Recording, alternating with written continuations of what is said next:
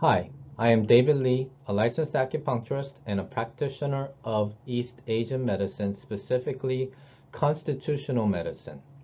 Today, we will be discussing about symptoms related to long COVID or the recovery from long COVID. Long COVID are remaining symptoms that are persistent even after the virus has been long gone. Patients still suffer its after effect. So we will be treating this condition using acupuncture and herbs.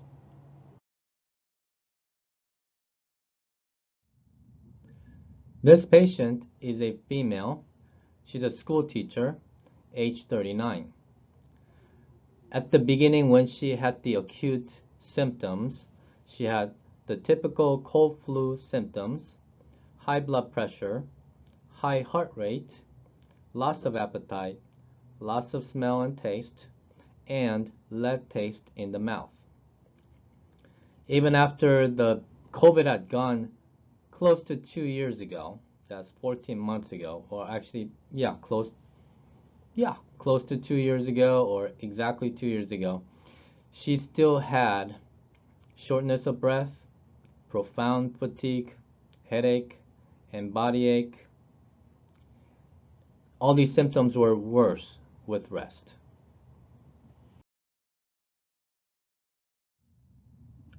This patient was given acupuncture on the right side.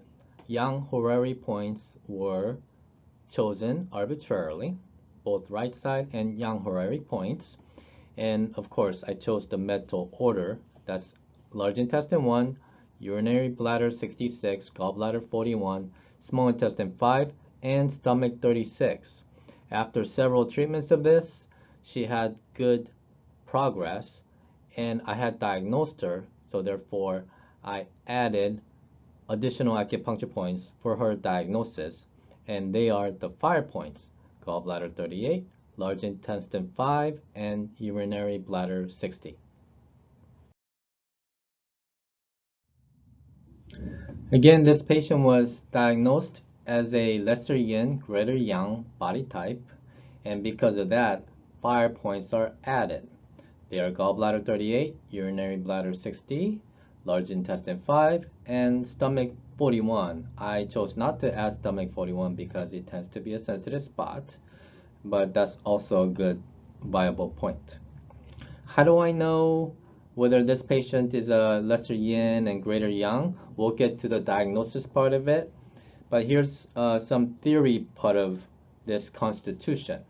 And the theoretical part of this constitution is that lesser yin, by definition, means it has excessive water and deficient earth. Therefore, actually, not therefore, all the lesser yins have deficient fire. So that automatically comes along with that too. So deficient fire as a lesser yin, and excessive water and deficient earth.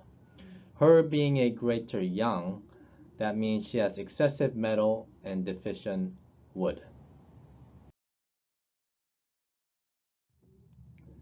Not only in East Asian medicine, but the world had also discovered the same constitution in its own way. Therefore, it has its own terminology, but looking at the same person from different angle. For example, again, in Korean system, in Sasang it's called So-un-min. So-un means lesser yin, in means person, and in four temperaments it's called cold damp. In Ayurveda it's called Vata. In Unani it's called phlegmatic. In the needed theory it's called affiliation. In DISC system, this body type is called steady. In social styles, it's called amiable. And lastly, in Myers-Briggs type indicator, MBTI, this constitution is called ENFJ, INFJ, ENTJ, and or INTJ. Here are some of the information I used to diagnose this patient as a lesser yin. That's excessive water and deficient earth. Caffeine, she's sensitive to caffeine. not only that it keeps her up at night easily, but it easily causes inflammation. She already has inflammation in her system because it's not a match up with her. There's increased inflammation. And she cannot read a book in the car. Well, that has to do with her being a greater yang characteristic. Greater yang would be excessive metal, not enough wood. And the pelvic bone, I palpate the pelvic bone using my palm to see how big it is.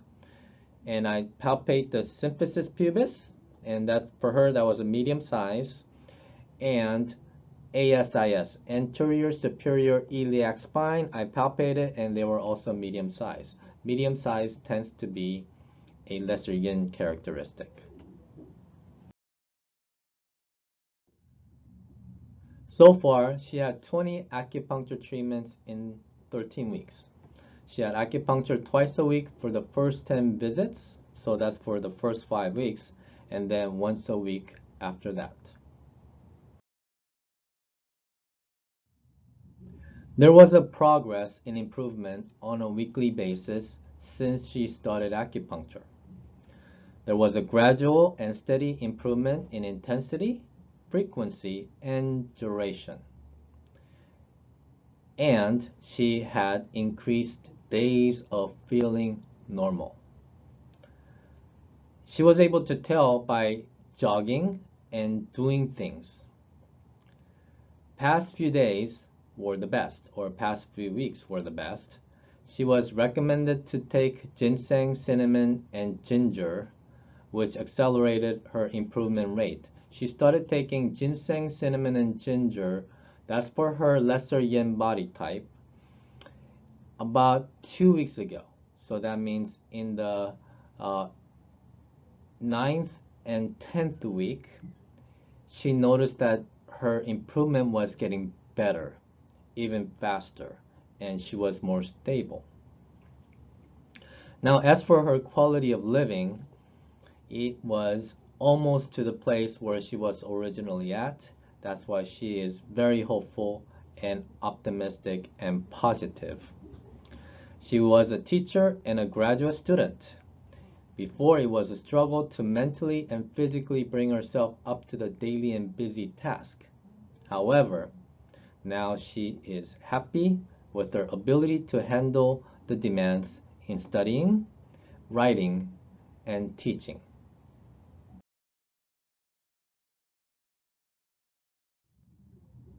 If you are interested in learning more about this Bisoma acupuncture technique, then you could get online on udemy.com. Just type in Bisoma acupuncture and you'll find the course.